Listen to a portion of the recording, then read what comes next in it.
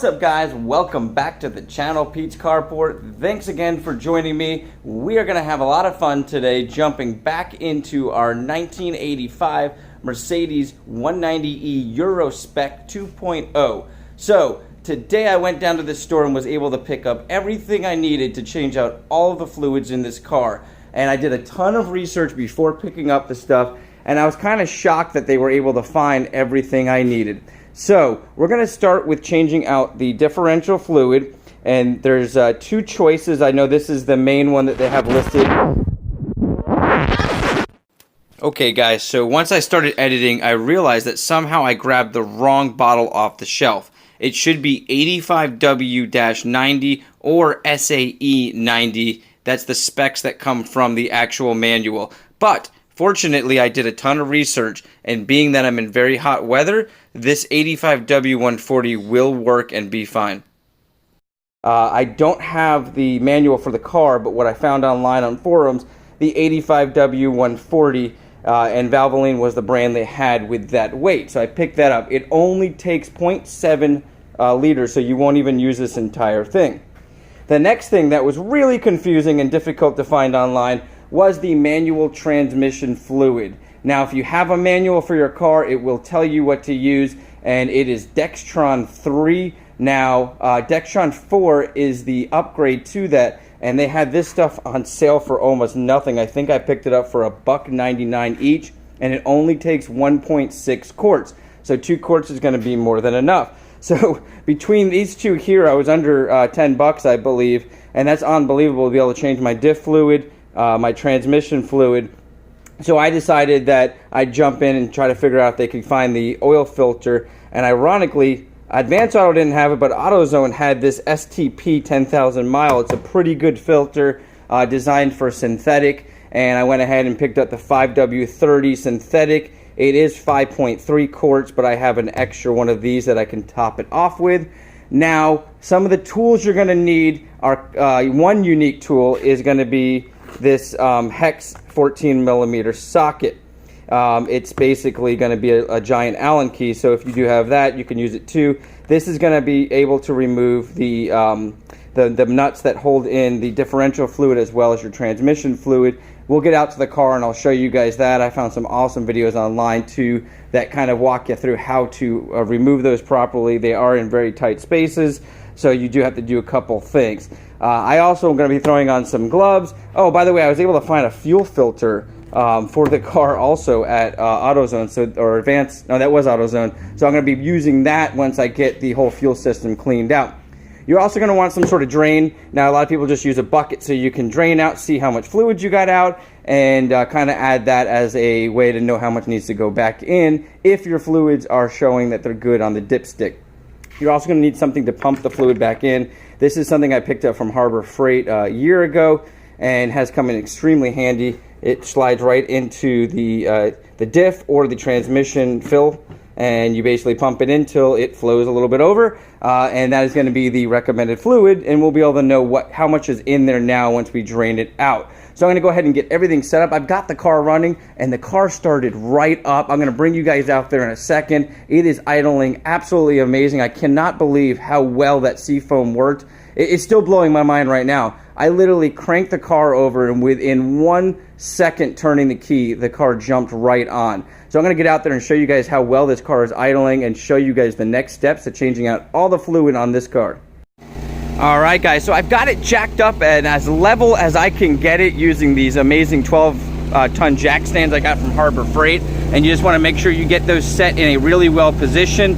I've got other jack stands helping support it completely, and I did all this to be able to access the transmission linkages, and I'm going to be doing a video on that. I'm just waiting for some bushings to come in. So this whole thing has been going very, very smoothly, and this is how the car's idling. Absolutely amazing. It's kind of blowing my mind. I'm going to jump in real quick and give it a nice little rev. I just added a little bit more.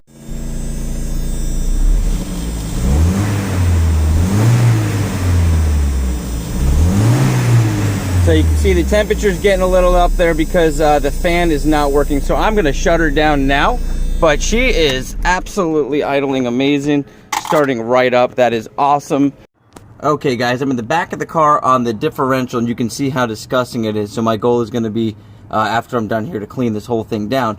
But we're going to start, you want to make sure on any of these you take out your fill plug first. The drain plug is going to be on the opposite side right here. And you've got your exhaust slightly in the way, but there's two different things that I see that we can probably do. Either use an extension or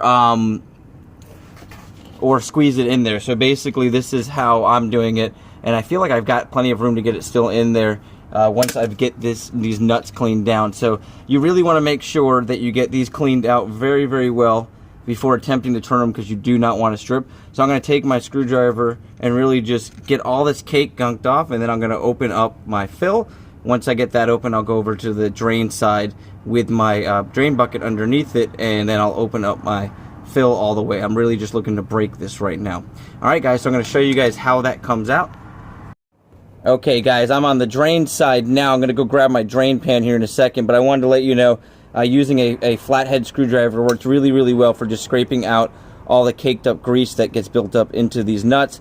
And I didn't even have to remove the exhaust. I was able to squeeze this larger end socket wrench in here. This is a 1/2-inch socket wrench with the hex 14mm on there. No issues, it got right in there, and I still have a little bit of wiggle room. And I really just kind of moved the cake, and then I got that in there really well. On the other side, I hammered it in a little, and just know that it's going to take some force to get this off. So I'm going to go ahead and grab my drain pan. I'm going to go ahead and remove this, and I'll fill you guys in. Okay guys, a little trick. The socket started to get a little wedged between the pipe, and I wasn't able to continue to turn it. So I went ahead and grabbed myself a 14mm open end and changed the direction on the socket, and now I can pretty much remove the whole thing. You can see it's starting to drip here. So I'm going to remove this fully, and then fill you guys in on how well this comes out, and then show you how to fill.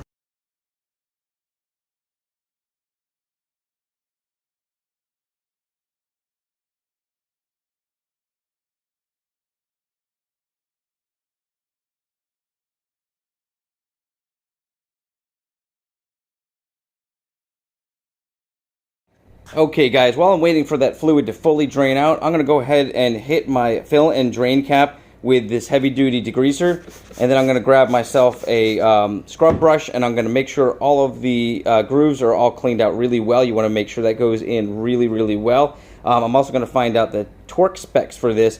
It's going to be tough to torque it because I don't know how much room I have, but I do want to try to make sure we get those back in there nice and tight, but not over tightened. And I think we're going to be fine just using a nice tight grip on it.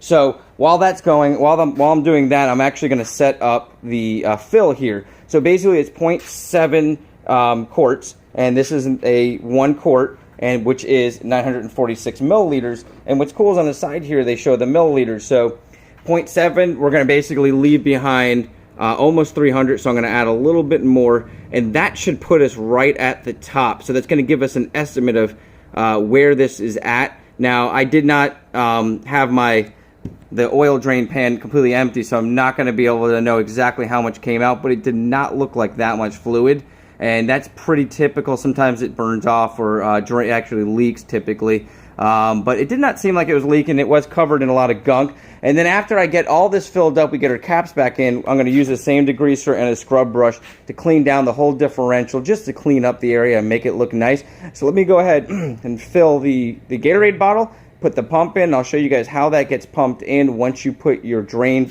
plug back in first. Okay guys, so basically the amount we needed, which was a little bit over 700 milliliters, fit almost perfectly into the Gatorade bottle. I probably will have to add a little bit more due to the fact that it's really difficult to pump everything out of this unless you have that perfect angle. But we're going to kind of see, because we're going to pump it till it overflows. Now I got my my drain plug back in, which is the one you want to put, the lower one, on your right hand side when facing the back of the car, facing towards the front. And you want to make sure that goes in there really, really well. I'll put the torque specs right here. It may be difficult to get a torque wrench in there, but make sure it's on in there really, really good. I sprayed it with some PV Blaster just to get it to really tighten up in there. And now I'm going to show you guys how you fill it. So one second, I'm going to go ahead and get set up.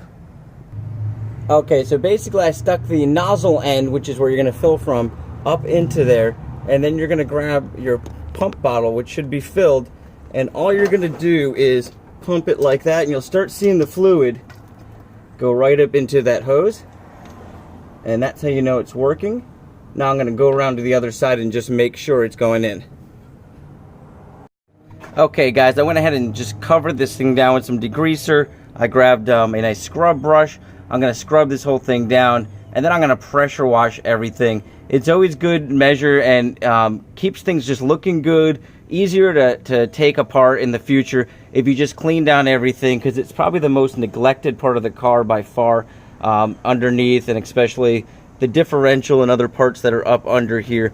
But if you can keep them clean, you keep your bushings nice and lubricated, your car will drive a lot nicer, and you'll feel a lot better when changing out your parts.